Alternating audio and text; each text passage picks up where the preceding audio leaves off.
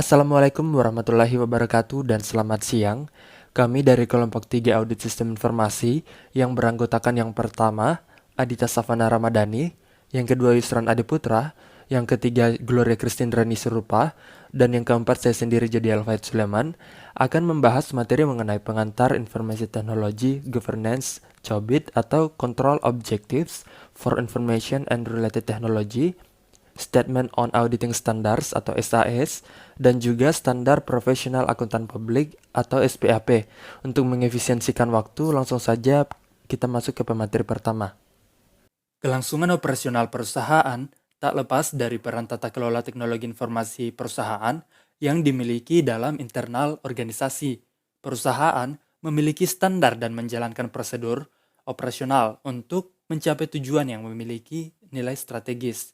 Tata kelola teknologi informasi menjadi tanggung jawab dan bentuk praktik kerja yang biasanya digunakan para eksekutif bisnis untuk dapat memiliki pandangan pada sasaran perusahaan. Tata kelola teknologi informasi bisa digunakan oleh organisasi pada level eksekutif untuk mengendalikan risiko yang biasa terjadi dan memastikan segala bentuk sumber daya perusahaan agar dapat digunakan dengan sesuai. Hingga pada akhirnya, tata kelola perusahaan yang dilakukan secara baik bisa mempengaruhi tingkat kepercayaan serta perlindungan investasi di masa depan yang lebih terjamin.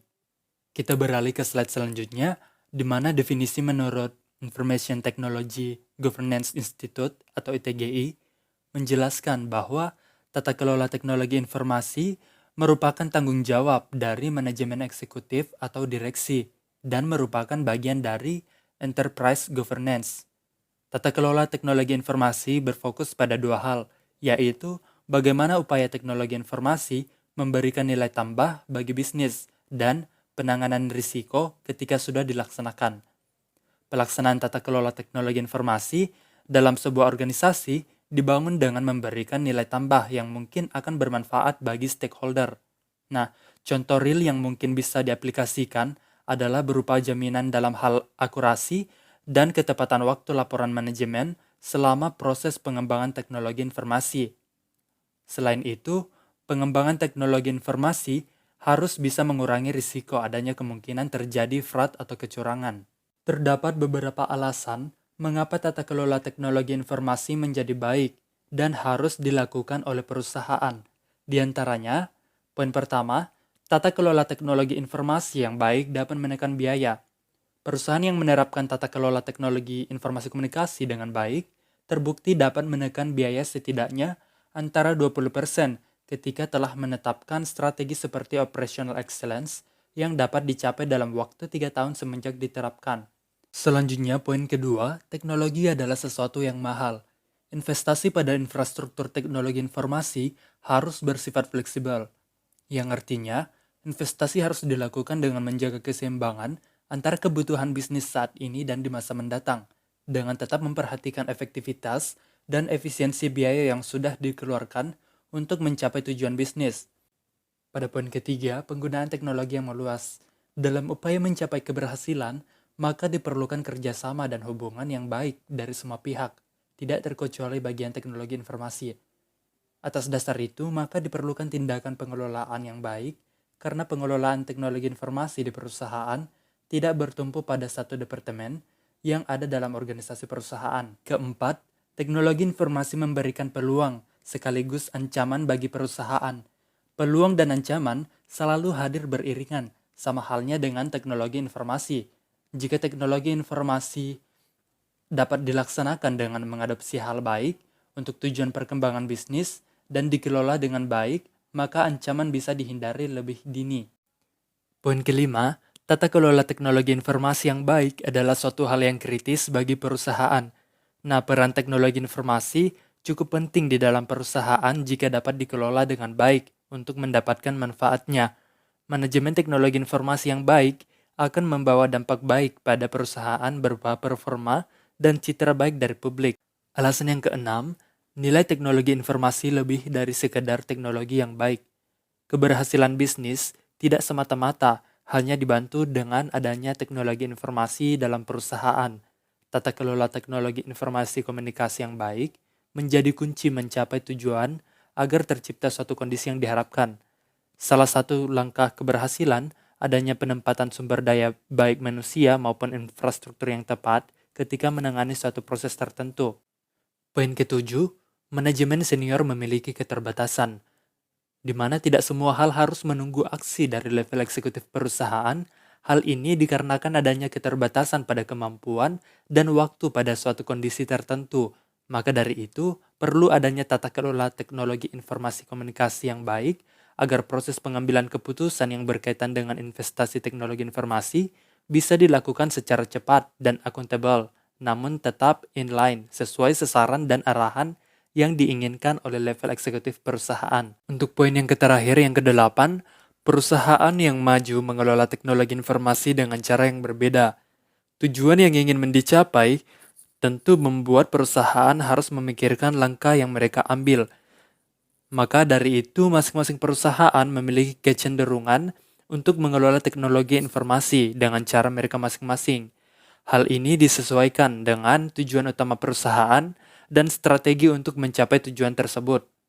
Ya, demikianlah alasan penting untuk memiliki tata kelola teknologi informasi komunikasi yang baik dalam sebuah perusahaan karena berkaitan dengan kelangsungan operasional.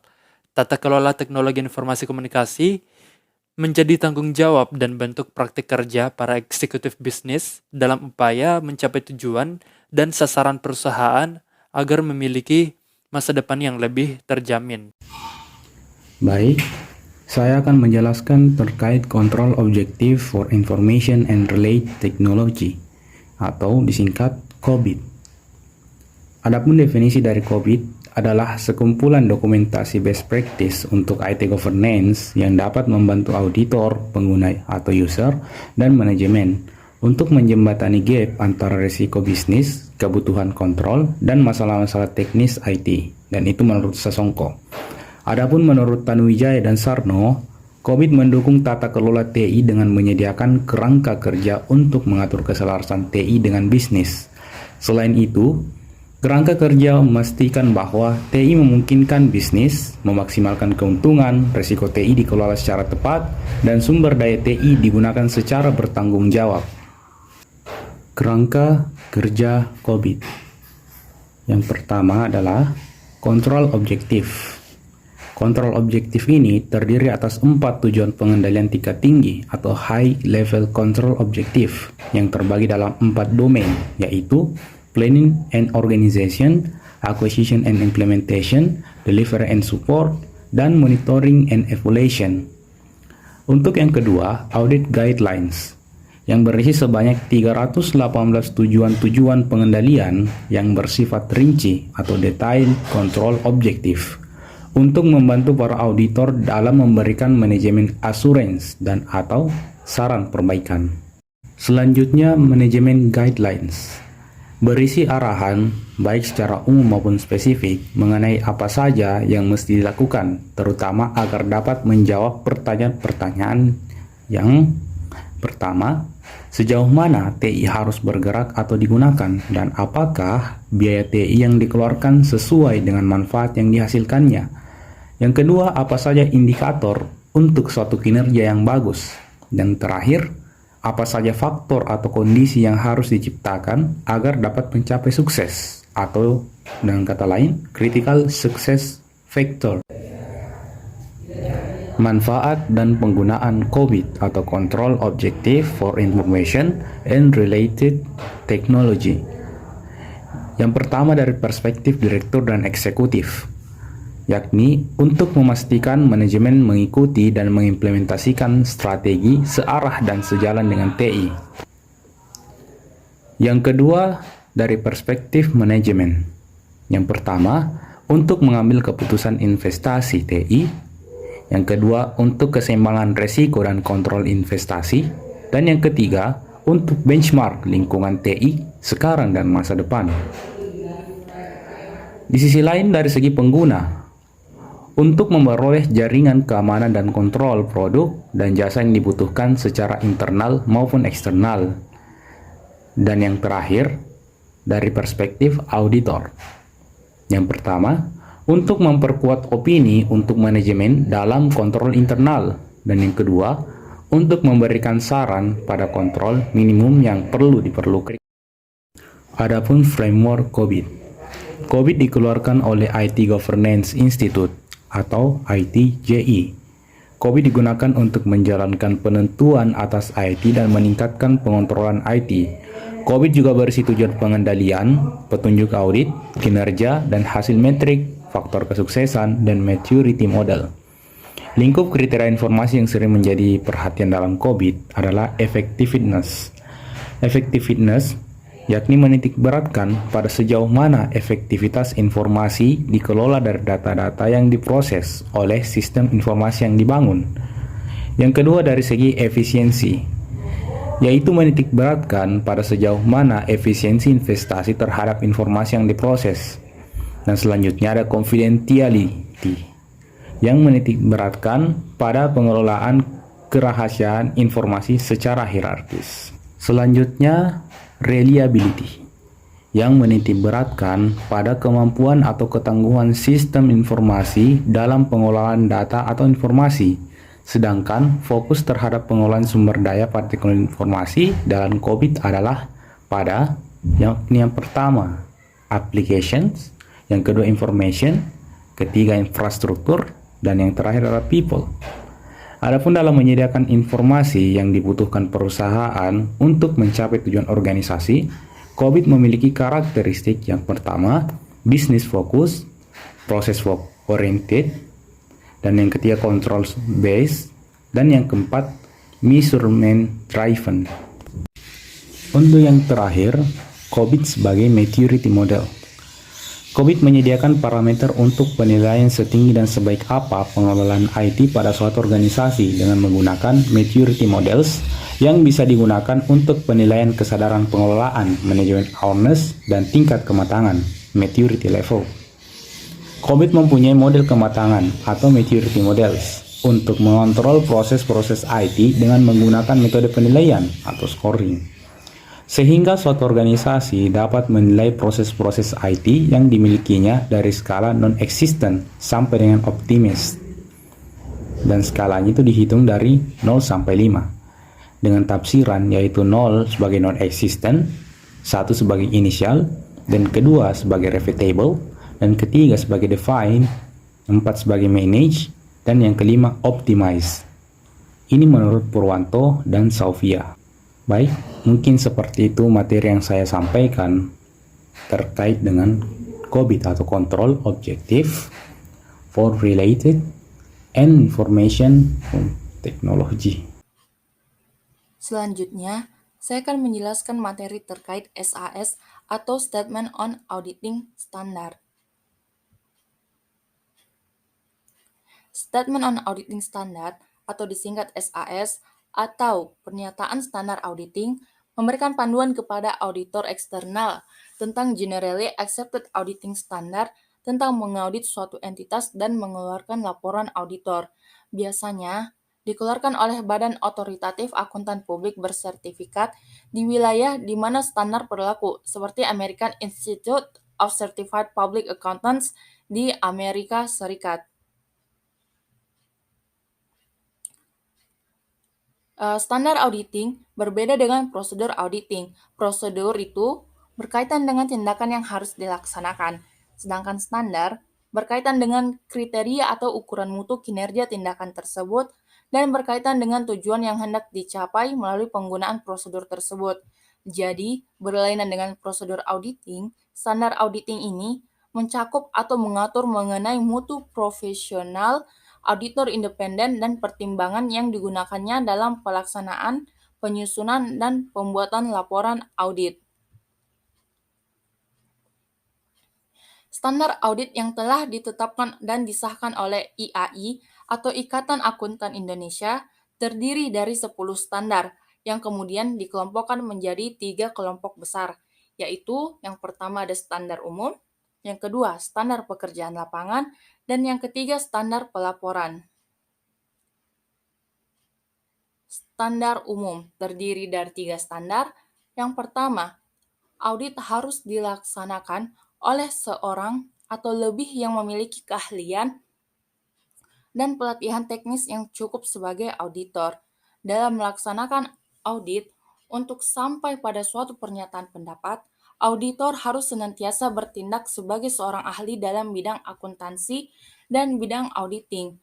Setiap auditor independen yang menjadi penanggung jawab suatu perikatan harus menilai dengan baik kedua persyaratan tentang pendidikan formal auditor independen dan pengalaman profesional di dalam menentukan luasnya supervisi dan review terhadap hasil kerja para asistennya. Kemudian, standar umum yang kedua, dalam semua hal yang berhubungan dengan perikatan, independensi dalam sikap mental harus dipertahankan oleh auditor. Standar ini mengharuskan auditor bersikap independen, di mana tidak mudah dipengaruhi oleh karena dalam melaksanakan pekerjaannya untuk kepentingan umum. Dengan begitu, tidak ada istilahnya memihak kepada kepentingan pihak-pihak tertentu. Auditor mengakui kewajiban untuk jujur tidak hanya kepada manajemen dan pemilik perusahaan, namun juga kepada kreditur dan pihak-pihak lain yang meletakkan kepercayaan atas laporan auditor independen. Kepercayaan masyarakat umum juga dirasa sangat penting, mengingat jika kepercayaan masyarakat menurun, maka ada indikasi pemikiran tentang ketidakindependensi auditor tersebut. Untuk diakui oleh pihak lain sebagai orang yang independen, maka ia harus bebas dari setiap kewajiban terhadap kliennya dan tidak mempunyai suatu kepentingan dengan kliennya. Untuk menekankan independensi auditor dari manajemen, maka penunjukan auditor di banyak perusahaan dilaksanakan oleh Dewan Komisaris Rapat Umum Pemegang Saham atau para komite audit. Kemudian selanjutnya, dalam melaksanakan audit dan penyusunan laporannya, auditor wajib menggunakan kemahiran profesionalnya dengan cermat dan seksama. Nah, penggunaan kemahiran profesional dengan cermat dan seksama ini menyangkut apa yang dikerjakan auditor dan bagaimana kesempurnaan pekerjaan tersebut. Seorang auditor harus memiliki tingkat keterampilan yang umumnya dimiliki oleh auditor pada umumnya dan harus menggunakan keterampilan tersebut dengan kecermatan dan keseksamaan wajar. Hal ini menuntut auditor untuk melaksanakan skeptisme profesional, di mana sikap yang mencakup pikiran yang selalu mempertanyakan dan melakukan evaluasi. Kemudian standar yang berikutnya itu standar pekerjaan lapangan. Yang pertama, pekerjaan harus direncanakan sebaik-baiknya dan jika digunakan asisten harus disupervisi dengan semestinya. Sebelum menerima perikatan, auditor harus yakin apakah kondisi di mana perikatan pada saat mendekati atau setelah tanggal neraca dapat memungkinkan auditor untuk melaksanakan audit secara memadai dan memberi pendapat wajar tanpa pengecualian. Jika kondisi tersebut tidak memungkinkan auditor untuk melakukan audit secara memadai dan untuk memberikan pendapat wajar tanpa pengecualian, maka ia harus membahas dengan klien tentang kemungkinan dalam memberikan pendapat wajar dengan pengecualian atau tidak memberikan pendapat. Kemudian standar pekerjaan lapangan kedua yaitu pemahaman memadai atas pengendalian intern harus diperoleh untuk merencanakan audit dan menentukan sifat, saat, dan lingkup pengujian yang akan dilakukan. Pengendalian intern adalah suatu proses yang dijalankan oleh Dewan Komisaris, manajemen, dan personal lain entitas yang didesain untuk memberikan keyakinan memadai tentang pencapaian 3 golongan tujuan yang terbagi menjadi keandalan pelaporan keuangan, efektivitas dan efisiensi operasi, dan kepatuhan terhadap hukum dan peraturan yang berlaku. Yang ketiga, bukti audit kompeten yang cukup harus diperoleh melalui inspeksi, pengamatan, permintaan keterangan, dan konfirmasi sebagai dasar yang memadai untuk menyatakan pendapat atas laporan keuangan yang diaudit. Bukti audit itu sangat bervariasi pengaruhnya terhadap kesimpulan yang ditarik oleh auditor independen dalam rangka memberikan pendapat atas laporan keuangan auditan. Relevansi, objektivitas, ketepatan waktu, dan keberadaan bukti audit lain yang menguatkan kesimpulan, seluruhnya itu akan berpengaruh terhadap kompetensi bukti. Audit yang dilakukan oleh auditor independen bertujuan untuk memperoleh bukti audit kompeten yang cukup untuk dipakai sebagai dasar memadai dalam merumuskan pendapatnya. Auditor independen lebih mengandalkan bukti yang bersifat mengarahkan daripada bukti yang bersifat meyakinkan.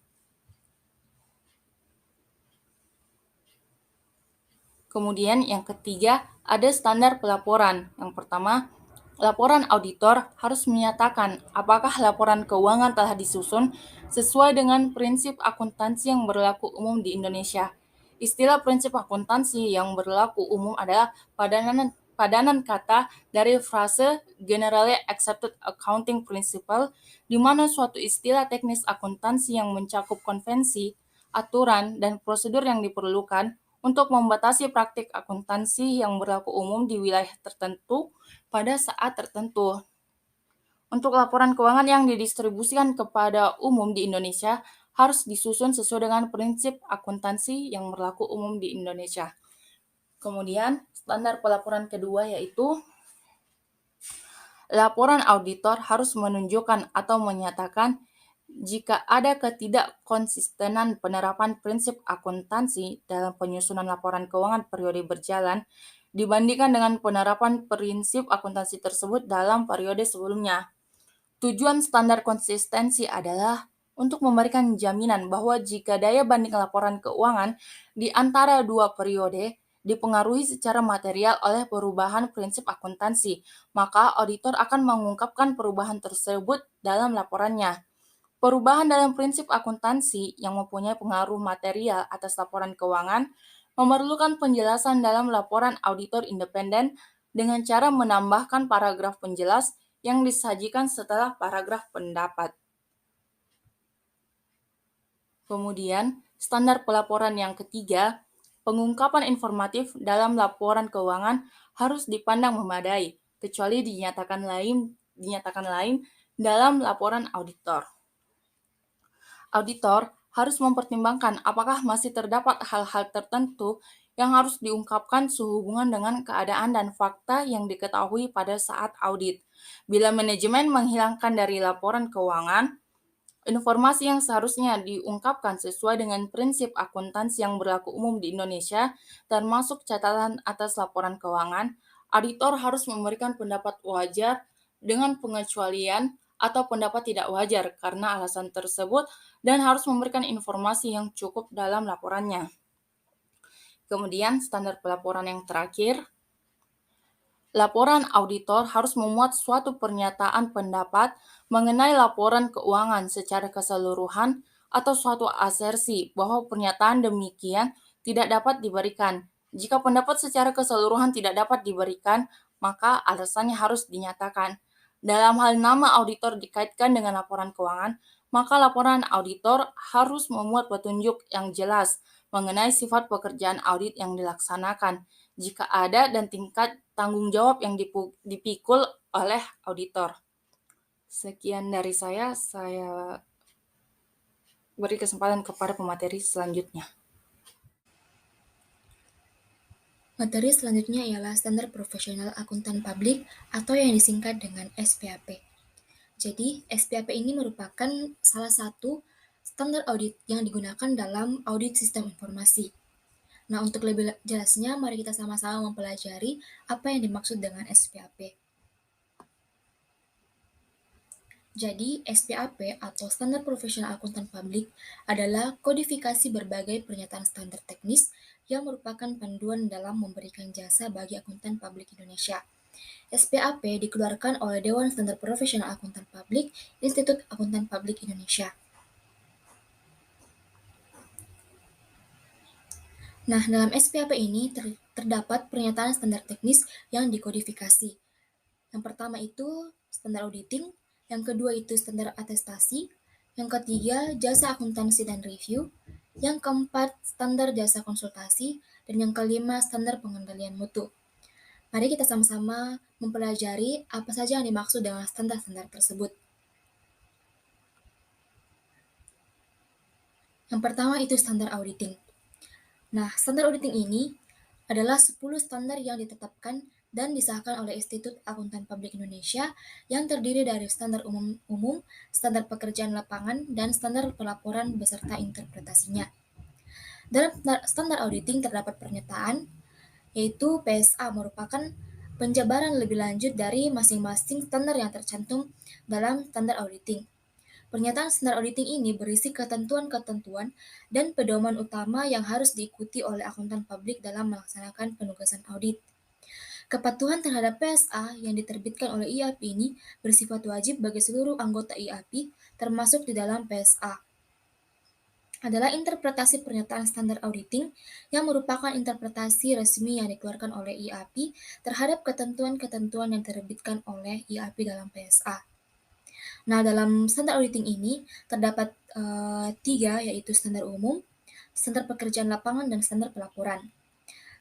Standar umum ini terdiri dari audit harus dilaksanakan oleh seorang atau lebih yang memiliki keahlian dan pelatihan teknis yang cukup sebagai auditor. Yang kedua, dalam semua hal yang berhubungan dengan perikatan independensi dalam sikap mental harus dipertahankan oleh auditor. Dan yang ketiga, dalam pelaksanaan audit dan penyusunan laporannya, auditor wajib menggunakan kemahiran profesionalnya dengan cermat dan seksama. Kemudian, standar pekerjaan lapangan, yaitu terdiri dari pertama, pekerjaan harus direncanakan sebaik-baiknya dan jika digunakan asisten harus disupervisi dengan semestinya. Yang kedua itu, pemahaman memadai atas pengendalian intern harus diperoleh untuk merencanakan audit dan menentukan sifat, saat, dan lingkup pengujian yang akan dilakukan. Dan yang ketiga yaitu bukti audit kompeten yang cukup harus diperoleh melalui inspeksi, pengamatan, permintaan keterangan, dan konfirmasi sebagai dasar memadai untuk menyatakan pendapat atas laporan keuangan yang diaudit. Kemudian, yang terakhir itu standar pelaporan. Nah, standar pelaporan ini terdiri dari laporan auditor harus menyatakan apakah laporan keuangan telah disusun sesuai dengan prinsip akuntansi yang berlaku umum di Indonesia. Yang kedua, laporan auditor harus menunjukkan atau menyatakan jika ada ketidakkonsistenan penerapan prinsip akuntansi dalam penyusunan laporan keuangan periode berjalan dibandingkan dengan penerapan prinsip akuntansi tersebut dalam periode sebelumnya.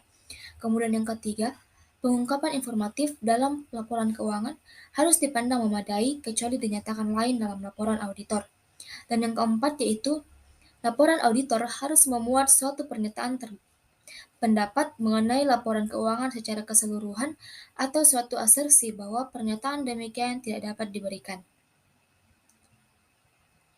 Standar selanjutnya dalam SPAP yaitu standar atestasi. Nah, standar atestasi ini adalah suatu pernyataan pendapat atau pertimbangan yang diberikan oleh seseorang yang independen dan kompeten yang menyatakan apakah asersi suatu entitas telah sesuai dengan kriteria yang telah ditetapkan. Asersi adalah suatu pernyataan yang dibuat oleh suatu pihak yang dimaksudkan untuk digunakan oleh pihak lain. Contoh asersi dalam laporan keuangan historis adalah adanya pernyataan manajemen bahwa laporan keuangan sesuai dengan prinsip akuntansi yang berlaku umum. Standar atestasi ini membagi 3 tipe perikatan atestasi. Yang pertama itu pemeriksaan, yang kedua itu review, dan yang ketiga adalah prosedur yang disepakati. Nah, salah satu tipe pemeriksaan adalah audit atas laporan keuangan historis yang disusun berdasarkan prinsip akuntansi yang berlaku umum. Pemeriksaan tipe ini diatur berdasarkan standar auditing. Tipe pemeriksaan lain, misalnya pemeriksaan atas informasi keuangan prospektif, diatur berdasarkan pedoman yang lebih bersifat umum dalam standar atestasi. Standar atestasi ditetapkan oleh Institut Akuntan Publik Indonesia.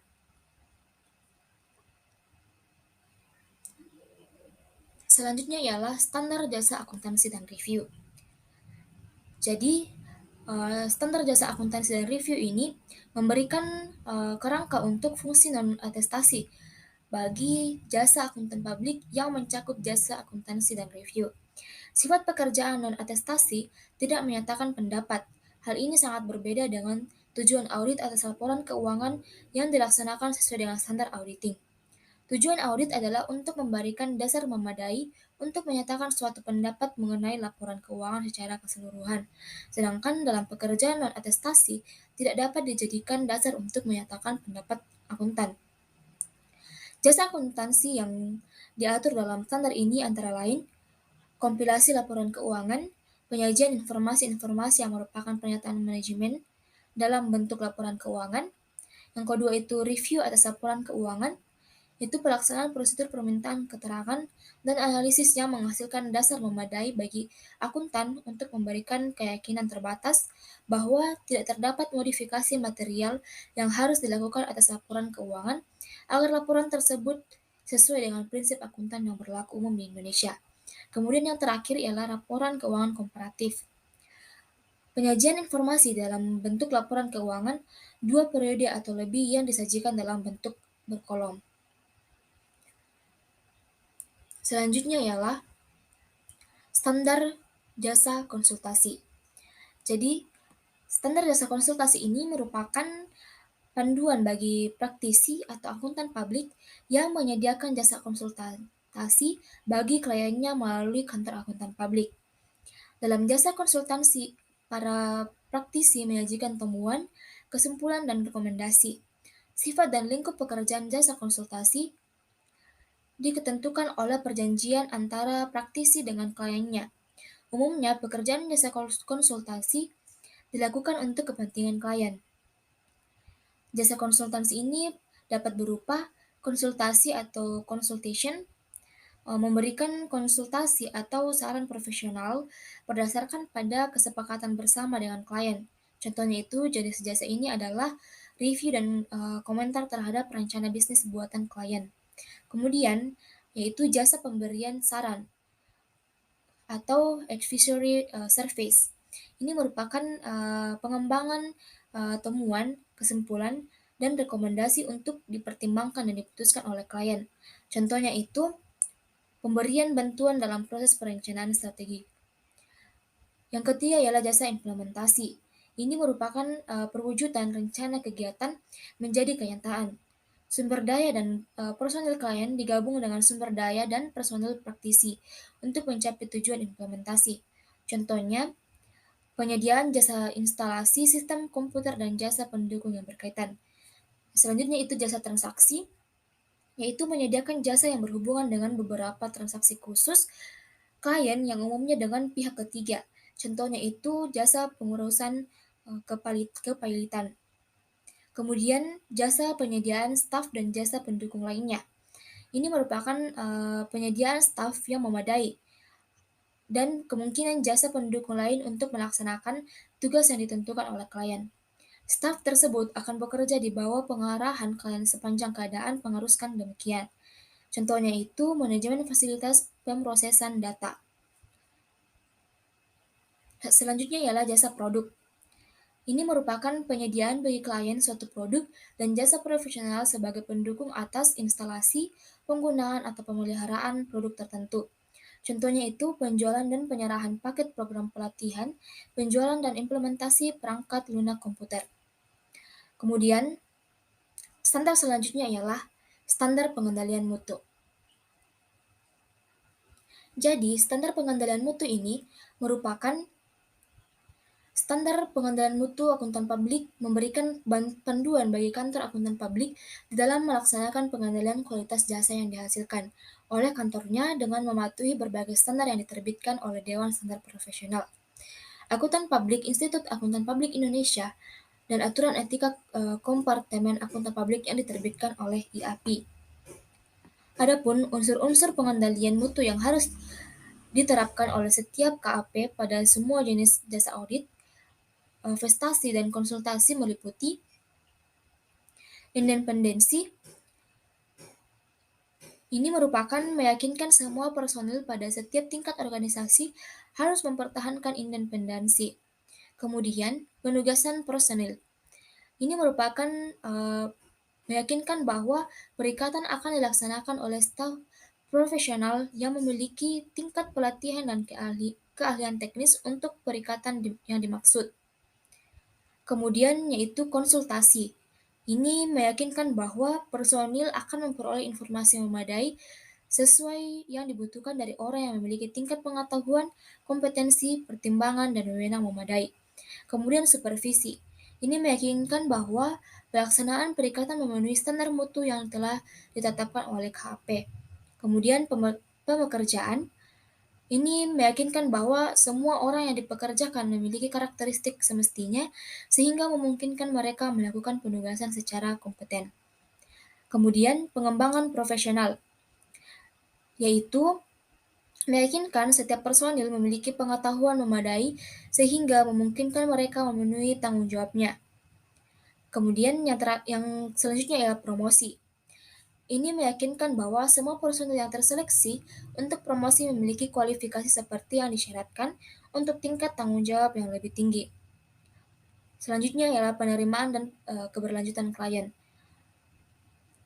Ini menentukan apakah perikatan dari klien akan diterima atau dilanjutkan untuk meminimumkan kemungkinan terjadinya hubungan dengan klien yang manajemennya tidak memiliki integritas berdasarkan pada prinsip pertimbangan kehati-hatian. Dan yang terakhir ialah inspeksi, yaitu meyakinkan bahwa prosedur yang berhubungan dengan unsur-unsur lain pengendalian mutu telah diterapkan dengan efektif.